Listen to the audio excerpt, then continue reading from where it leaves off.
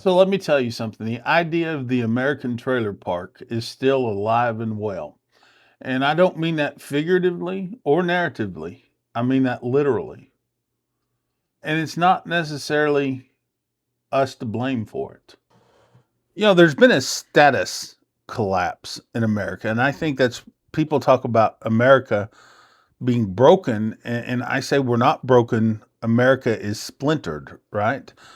Um, this combining the trailer park and the splinters and interpreting them as being fractured but not broken, uh, that's an interesting combination of thought. I'd like to explain that to you. You see, America is not just divided into left and right. We've gone far beyond the Democrat and the Republican argument. We're not just divided between rural and urban people anymore.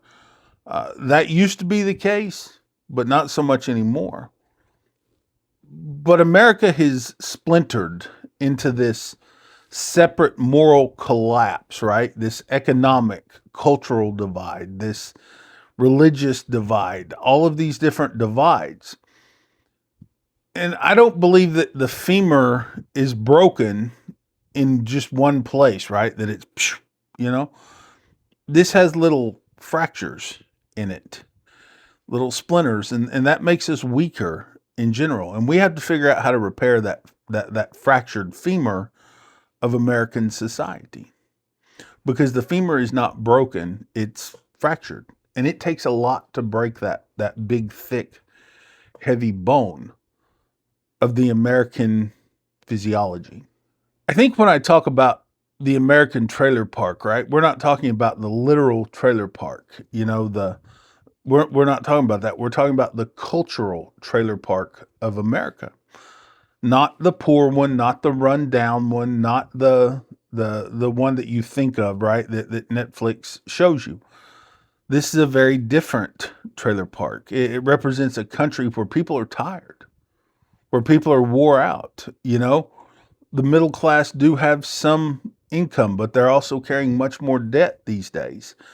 I mean, if you think about an American middle class person, they don't have that much money, but they've got enough debt to sink the Titanic, right? And then if you look at the politics of it, the middle class Americans have resorted to the politics of the aggravated and the frustrated people, right? Um, it's kind of like going to Las Vegas and visiting the circus. Have you done that lately? My God. So if you go to something like, Caesars or, you know, the Venetian or something like that, right? You see out in Vegas these big, beautiful hotels. But then you go to and Circus, I think, is where the real fabric of America starts to show out. I mean, $80 for two people to eat a breakfast buffet, that really tastes like something you get at Golden Corral for about 18. Um, that's America, and we kind of have the attention span of a raccoon on crack. I mean, you see the lights, you see the glamour and the lights and the attractions of circus are all great. But comparing that to the other things, it's a joke. Circus Casino is the trailer park of Las Vegas. And it represents to me the real fracture of American society. And I think I started to really feel that way when my wife and I visited Vegas and we went to Circus on a whim. I don't think what I saw at Circus was really the poverty stricken culture trying to have something that the wealthy have, right? I think it was just the middle class wearing prosperity's jacket, right? Like something that was too small, like something they got at the Salvation Army or something. Um, and I think as I've looked on this and I started writing American Splinters, the book that I have here, it really began to hit me in a lot of ways. Uh, that this is vulgar affluence.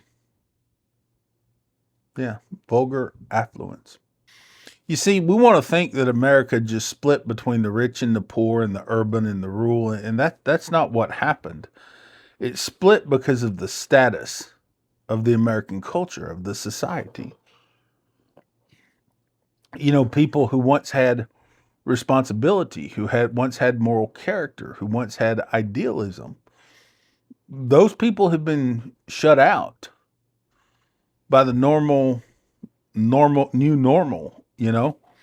Um, and that's not necessarily a good thing. This is a brutal fracture, and I compared it here to the femur, and I talked a little bit about circus, and I know that this sounds a little bit more like rambling, but it's really not.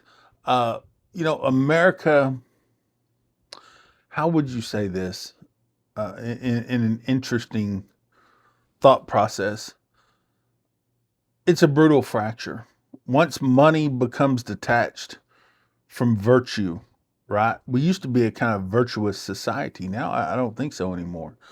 But once money becomes detached from virtue, and once education becomes detached from wisdom and knowledge, I use the analogy about a tomato being a fruit and, putting a tomato in a fruit salad. And then you have, religion being detached from humility. All of these things, I think politics somewhat used to be attached to public service, and now it's just attached to get into office, get a term, and make some money. That's America these days. We've become detached from the moral virtue of who we are. The white trash guy in America no more. He lives in a subdivision. He has a 401k. He doesn't live in a shack. He has a lifted truck. With a big lift on it. He's not running around with a 20-year-old, Chevy, or a Pontiac or something anymore. He might have a college degree from some online university, right? Maybe he has a favorite podcast like Theo Vaughn or Joe Rogan or something like that. And they can explain every single personal failure that ends up becoming the fault of the communist, the immigrant, the Democrat, the Republican, the feminist, the elites, the LGBTQ people, you know. But emotionally, this guy is living um, in a collapsed trailer park. And I think as we begin to put these pieces together, they end up making a lot more sense. You see, the old America, it had class divisions, but at least we still had some sort of shared story amongst us, right? And I know that there's a lot of YouTubers out there trying to show that, we still all have this shared story, right? But YouTubers are part of the problem. The farmer, the mechanic, the school teacher, the banker, the insurance salesman, the factory worker, whatever, right? They were not equal people. Okay. The idea of equality in America was really always kind of a myth. It never was really there. And even though they weren't quite equal, there was still this naive innocence about the Americans. And we believed that we were still part of the same systematic weather system uh, that made the wind blow, right? I think the political tribes have their own facts nowadays, right? Their own beliefs, their own core systems. The young people today have digital exile. The rich have their little enclaves to themselves, right? And I think that's where we begin to see these fractures and these little splinters all kind of come up together. You see, Americans got richer without getting better. We got education without getting more knowledge. We gained some square footage, but everything we lost still matters. You might have gained some square footage, but you lost some acreage. I think today we've probably gained a lot more platforms for guys like me to get out here and say what we think, but we've lost a lot of judgment, a lot of discernment, a lot of personal engagement, right? Maybe we've gained a lot more religious language, but we've lost the mercy and the humility of good religion, no matter what it is, whether it's Christian, whether it's Jewish, whether it's Islam, whatever it is, we've lost the moral fabric to this. We've turned all that was great about America into a joke. I don't think this is a left or a right problem. I mean, this problem wears both jerseys equally as proud.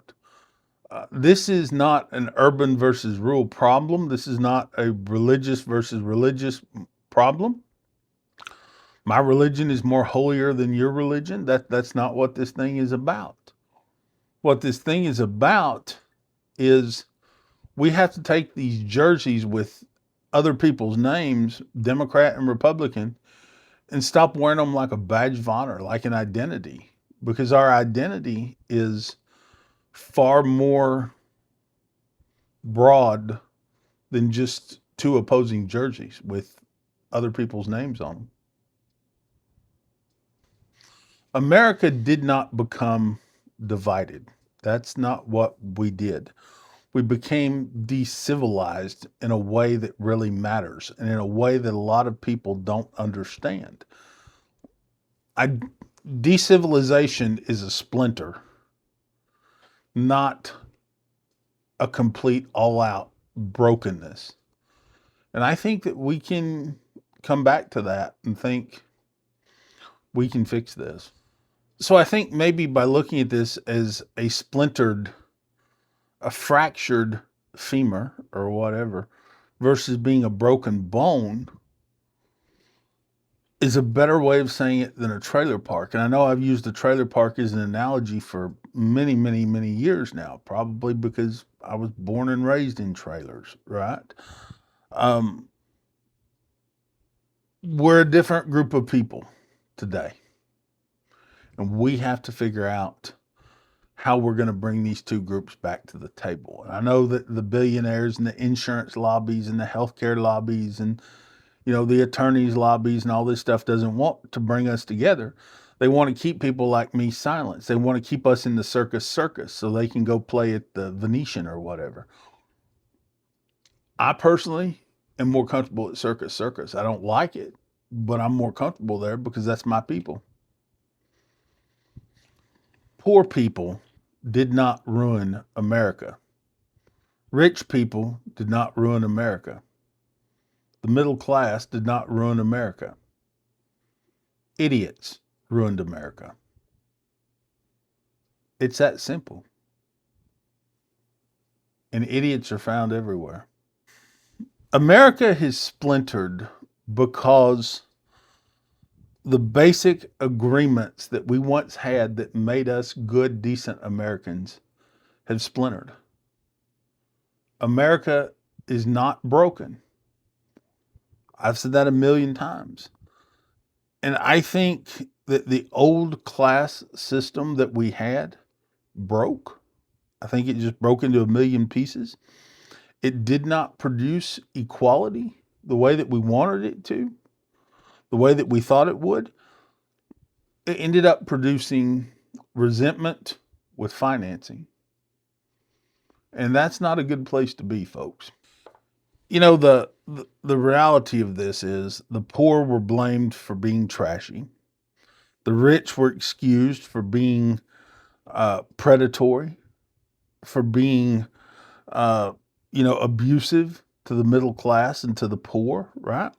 And the middle class were trained to live in a box, to live in a booth, to live in a little subdivision, right? To live in a little manicured neighborhood. We were trained for that. And that's how you get a country full of people, Americans who feel exploited, who feel used, who feel vulnerable, um, who act entitled anymore, who vote angry, who worship blindly, you know. Wealth has become the number one religion in America, you know.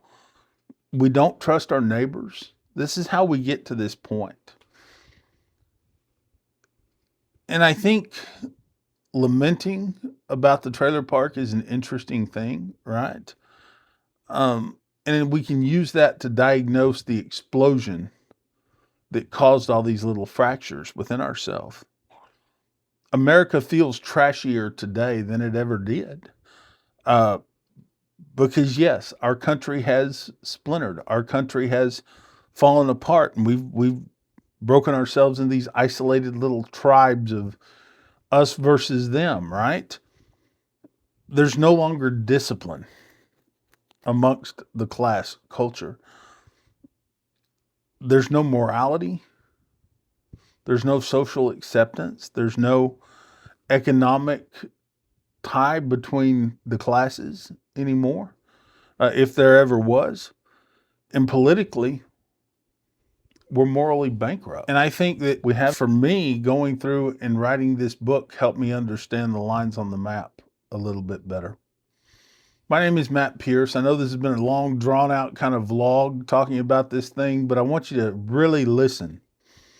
Because if you listen at this, there's a lot that's been said and a lot to unpack. Maybe you listen to this while you're driving out to Vegas to go visit Circus or something. I don't know.